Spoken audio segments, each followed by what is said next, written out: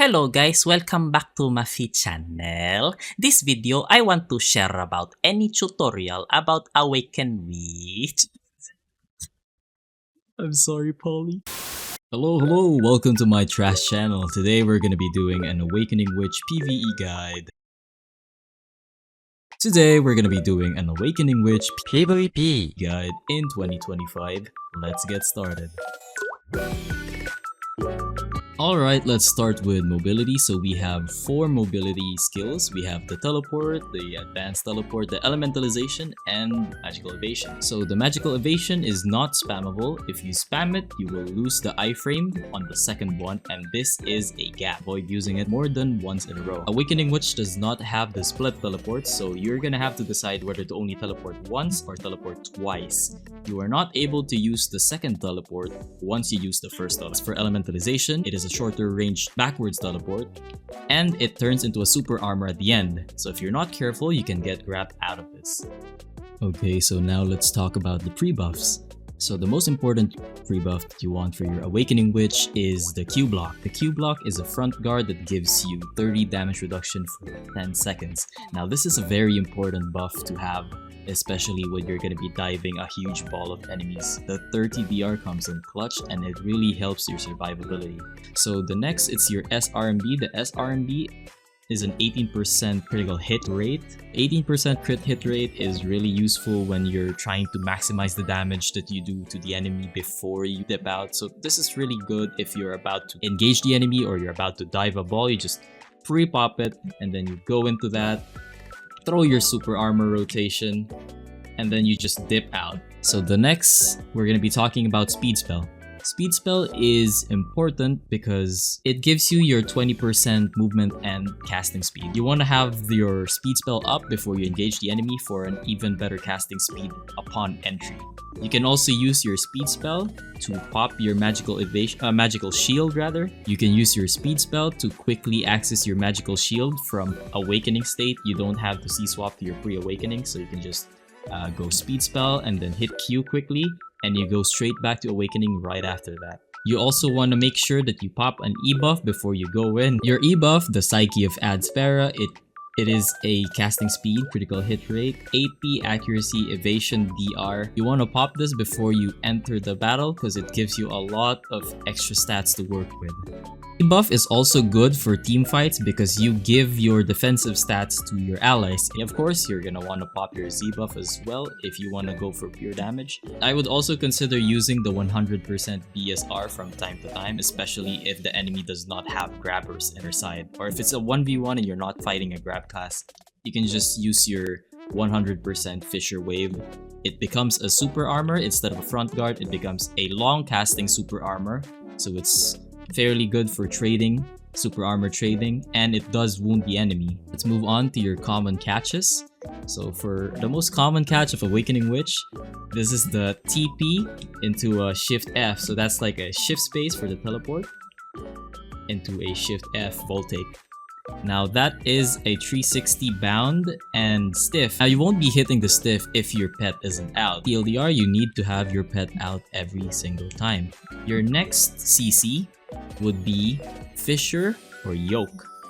Those two are front guards, so they're a bit risky to use, but they're definitely good if the enemy is not good at punishing front guards. So they're not a fast class, or they're not able to go behind you quickly. They don't have skills that go through front guards. So for example, you got your Fissure, which is SLMB RMB, or which is a knockdown. Always good to have a knockdown. Or you can go for Yoke, which is Shift RMB. This is a knockback that goes into a knockdown, and then you can re-CC them with another knockdown for maximum CC time. Now, your other choice here would be Detonative Flow, which is WF. But the problem with this one, it's unprotected. It's only a float, so they get up really fast, and it's a bit hard to catch enemies off guard with this one. There are also cheeky catches such as the Meteor, so you can pop your Sage Memory and then drop a Meteor on them for a stiff into a knockdown. You can go in and then follow up with another knockdown, throw your DPS combo.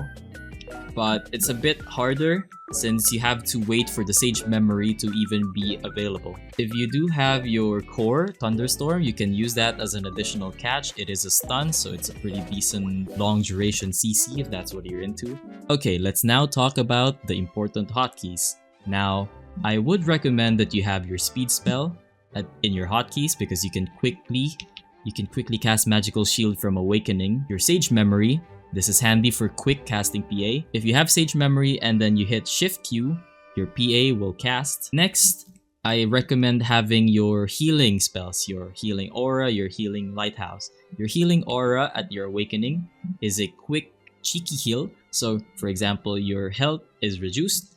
You just teleport away from your enemy. You pop a Healing Aura, you Q block. You should have regained 1400 HP just like that. As much as possible, you want to go for hit and run tactics. If you do not get the catch, you do not get the knockdown, cut your losses and move away unless you outgear the enemy. Now, let's go ahead and talk about the other hotkey heal, which is your Healing Lighthouse. The Healing Lighthouse will heal yourself and your allies, 1500 for yourself, 1000 HP for your allies. This pops 3 times, it is unprotected, it is really good for team fights. I would rarely use this during 1v1s because it's a huge gap and the enemy can easily catch up to you and CC you. So this does get you out of your awakening state. You can use your WF to quickly swap back into your awakening state. The only C-swap I would recommend from pre-awakening to awakening is SC, which is a teleport into a C-swap to awakening. You can also use the WC C-swap, which is more protected, but it doesn't really give you that catch that WF gives. So pick your poison. WF is a good floating catch if you can catch the enemy without a super armor. WC C-swap, which is a front guard, or you can go for SC, which is a teleport. Next important hotkey skill, you should have your mass teleport. This teleport can pretty much be your secondary V. It's like a V, but you can't really move once it starts casting. There is a way where you can quickly move your camera in the last minute. So like you can move your camera in the last minute.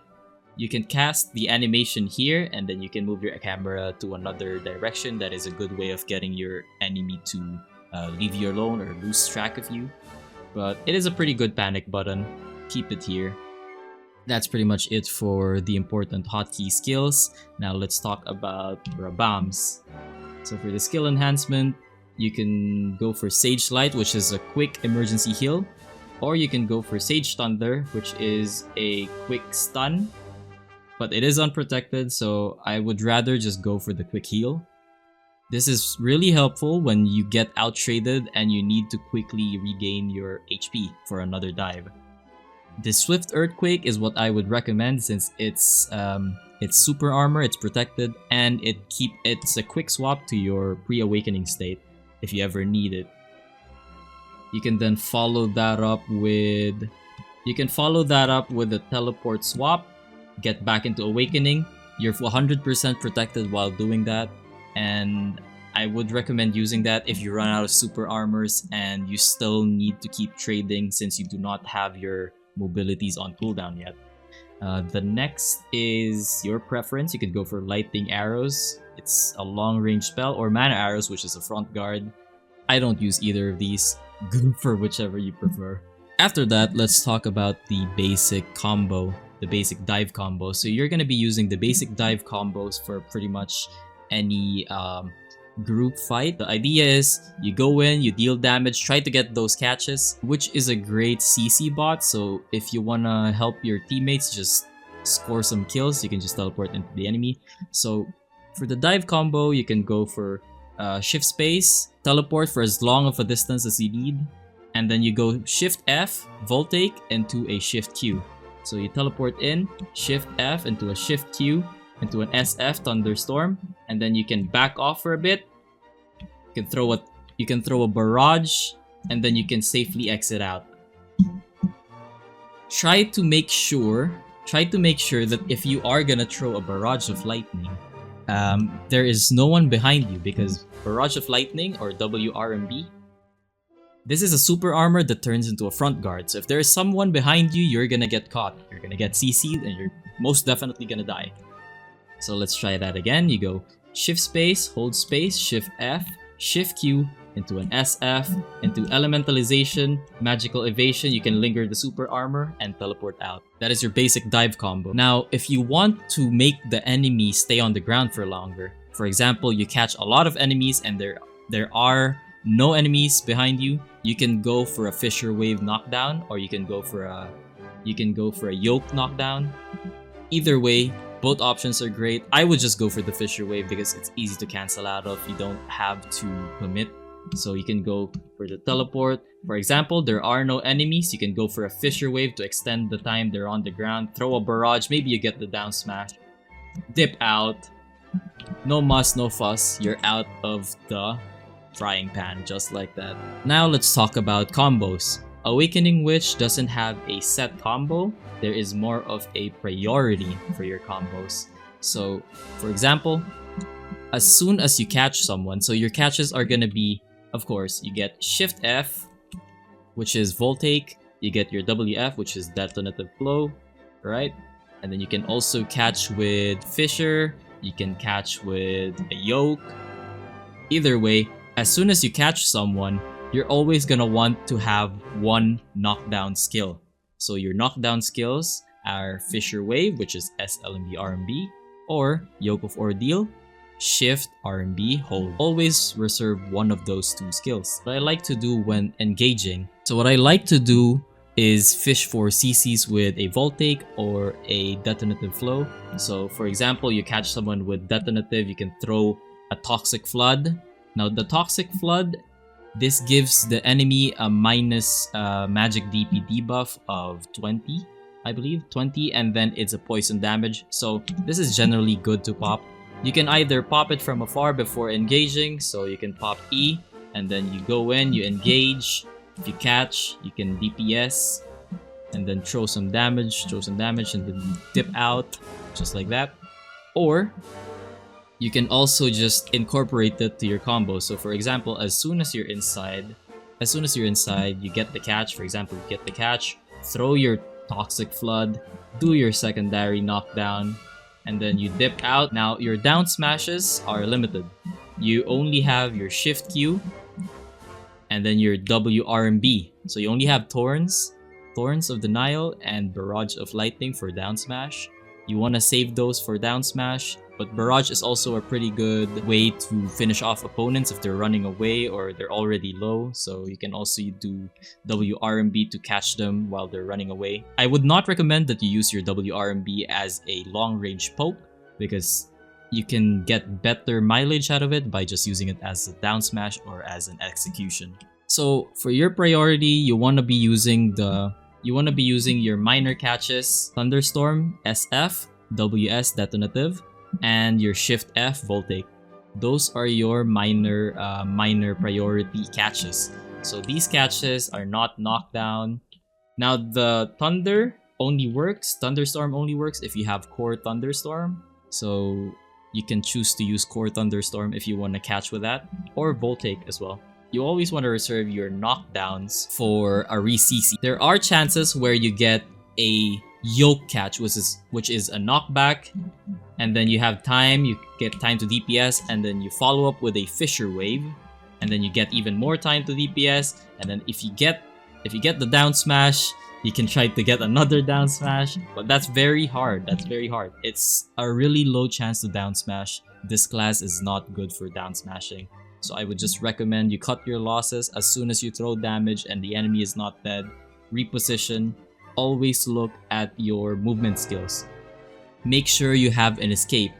You can engage with teleport, which is what most people do. You can engage with teleport, but it's a bit hard to get out of a situation once you are out of teleports. Teleport is the easiest way to get out of a fight. So what I would recommend for engaging is you can do a magical evasion into elementalization, and then you pop your damage combo. At least you'd still have your teleports to get out of there safely. Once you are out of mobility, pop a speed spell, throw your weapon, and run away. That's pretty much it. That's pretty much it for your mobility and escaping. Just pray that you're not fighting a Musa, a Zerker, or anything that has a fast dash that can outrun you. Alright, so now let's talk about cores. So you have 4 cores. You got Fissure Wave, Detonative, Equilibrium, and Thunderstorm. Now, the Equilibrium break is not really viable for me because it is a front guard, it casts slow, and it only gives you stiffness and bound. So it's a slow CC that ends with a bound, and you have your back exposed to anyone or anything that can CC you for this duration of time. So I would not recommend using Equilibrium. What I do recommend using are Thunderstorm, Detonative Flow, and Fissure Wave. Now Fissure Wave is usually my bread and butter since it's low. It's such a low cooldown and high damage skill, so you can just keep spamming it while trading.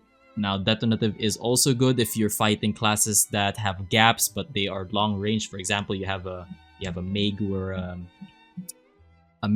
a Succession Megu. You can catch a Succession Megu from afar as an Awakening Dosa, or you're fighting a Ranger, or you're maybe fighting an Archer, right? Sometimes those classes do have gaps, so if you have a protected front guard long range float, you can go try to catch those gaps, and then you follow up with a knockdown, and then for the most part, since they are squishy classes, you can probably get kills that way. The next is Thunderstorm. Now Thunderstorm is really good if you like super armor trading and you like diving balls. So if you're gonna be diving the ball, I would suggest using Thunderstorm. Secondary AoE CC that you can throw at the enemy. So for example, you can go for Voltake, and then if they don't get hit by the Voltake, they don't go down with the Voltake, you can pop the Thunderstorm for the stun.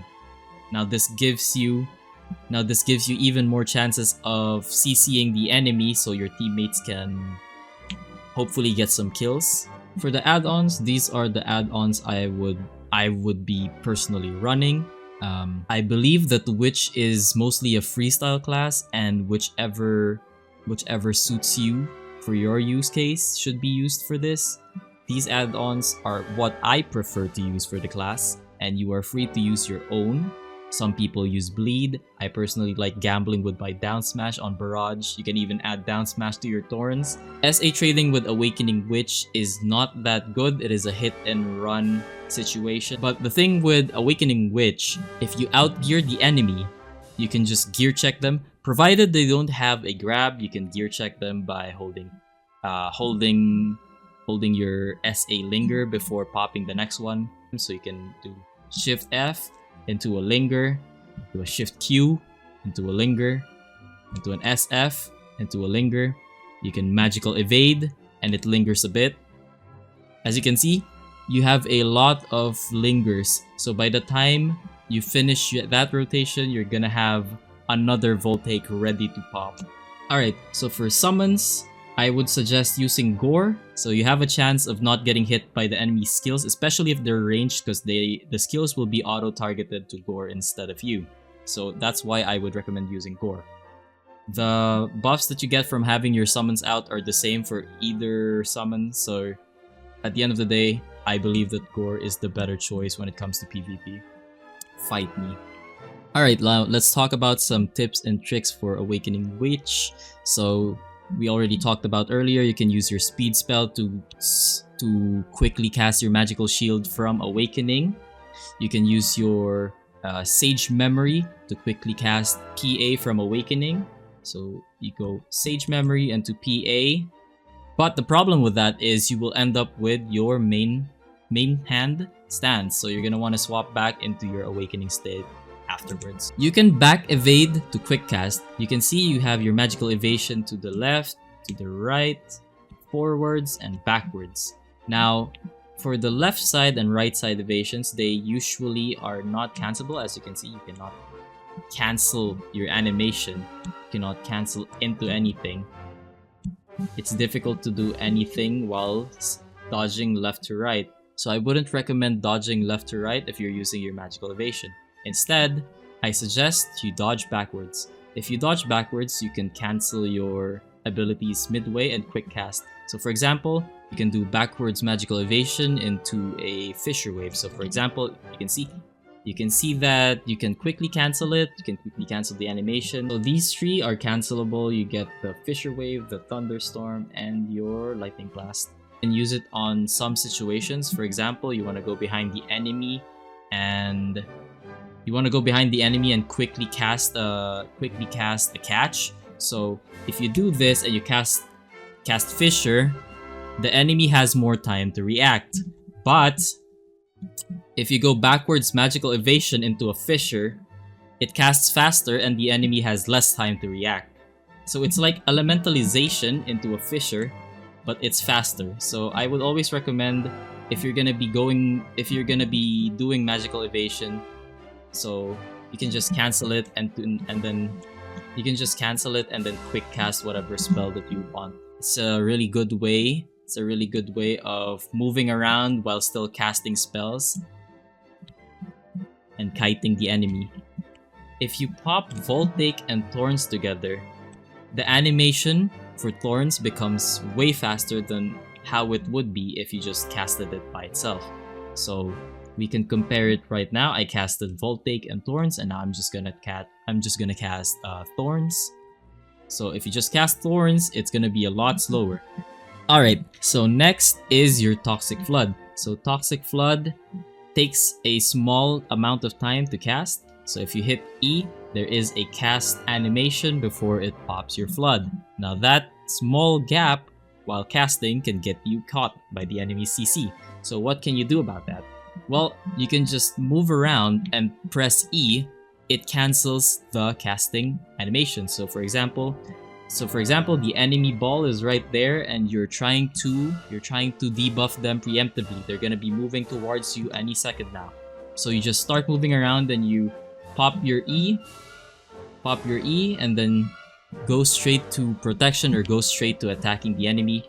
Anyone that steps on this will get their DP debuffed. They're gonna get poisoned, so it's essentially your kill zone. You put up your E and you start throwing damage at your E. As so. And then you just dip out. You dip out and then disengage. Wait for the next chance to dive. And lastly, for tips and tricks, you can use your Sage. You can use your Sage memory to quickly cast a Meteor Shower to catch an enemy from afar. So, for example, you can put your camera up. You can hit this distance by putting your camera up. Pop your Sage memory, and then you pop your Meteor. You can hit this guy from there. You get the catch. Usually it goes from catch to knockdown, but I didn't do the full animation.